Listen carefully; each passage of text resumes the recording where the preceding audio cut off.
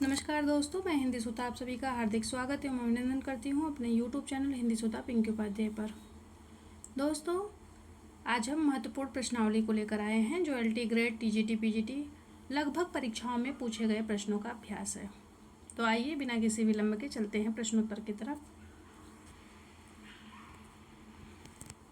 पुष्प की अभिलाषा किसकी रचना है? तो पुष्प की अभिलाषा किसकी रचना है, ये ध्यान रखिएगा। ये माखनलाल चतुर्वेदी जी की रचना है। किसकी रचना है?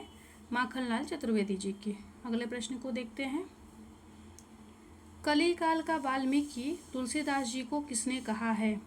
तो कलिकाल का वाल्मीकि तुलसीदास जी को नाभादास जी ने कहा है। मुगल काल का सबसे महान व्यक्ति तुलसीदास को किसने कहा है? तो मुगल काल का सबसे महान व्यक्ति तुलसीदास जी को स्मिथ ने कहा है। किसने कहा है? स्मिथ ने कहा है। बुद्ध देव के बाद सबसे बड़ा लोकनायक तुलसीदास जी को किसने कहा है? तो बुद्ध देव के बाद सबसे बड़ा लोकनायक तुलसीदास जी को ग्रियर्सन ने कहा है। अगला प्रश्न देखते हैं।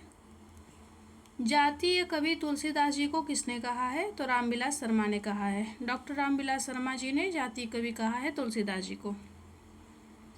मानस का हंस तुलसीदास जी को किसने कहा है? तो मानस का हंस तुलसीदास जी को अमृतलाल नागर ने कहा है। आंसू नामक विरह काव्य को हिंदी का मेघदूत किसने कहा है? तो आंसू नामक विरह काव्य को हिंदी का मेघदूत वियोगी हरि ने कहा है। सूरदास की भक्ति पद्धति का मेरुदंड पुष्टि मार्ग है, यह कथन किसका है? सूरदास जी की भक्ति पद्धति का मेरुदंड पुष्टि मार्ग है, यह कथन किसका है? तो यह कथन आचार्य रामचंद्र शुक्ल जी का है। डॉक्टर नगेंद्र ने प्रेमाख्यानक, यहाँ प्रमाख्यानक हो गया है जबकि यहाँ प्रेमाख्यानक होना चाहिए था। डॉक्टर नगेंद्र ने प्रेमाख्यानक काव्य परंपरा का पहला ग्रंथ किसे माना है? तो हंसावली को माना है। ध्यान रखिएगा।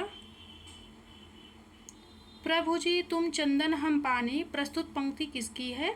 तो प्रभु जी तुम चंदन हम पानी प्रस्तुत पंक्ति संत कवि रैदास की है। कबीर की नहीं है, रैदास जी की है। संत कवि रैदास जी, यहाँ कबीर हो गया है, कबीर को आप लोग ध्यान में मत लीजिएगा। संत रैदास जी की है। केशव जी को कोर्ट का कवि किसने कहा है? तो ध्यान रखिएगा। केशव, पीछे वाले प्रश्न को एक बार हम लोग देख लेते हैं फिर से।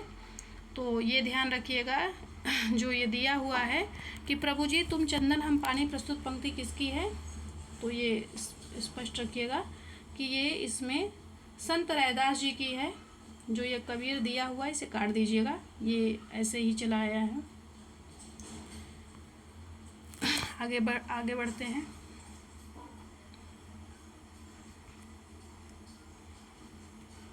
पद्मावत किस भाषा में लिखा गया महाकाव्य है? तो अवधी भाषा में है। आप सभी लोग जानते हैं पद्मावत किस भाषा में लिखा गया महाकाव्य है, अवधी भाषा में है। केशव दास जी को कोर्ट का कवि किसने कहा है? तो केशव दास जी को कोर्ट का कवि किसने कहा है? तो डॉक्टर विजयपाल सिंह जी ने कहा है। ध्यान रखिएगा, डॉक्टर विजयपाल सिंह जी ने केशव दास जी को कोर्ट का कवि कहा है। किस आलोचक ने द्विवेदी युग को हिंदी काव्य की नई धारा कहा है? तो आचार्य रामचंद्र शुक्ल जी ने कहा है। द्विवेदी युग को हिंदी काव्य की नई धारा कहा है आचार्य रामचंद्र शुक्ल ने। ध्यान रखिएगा। इसी के साथ धन्यवाद, नमस्कार। पुनः मिलेंगे नए प्रश्नों के साथ।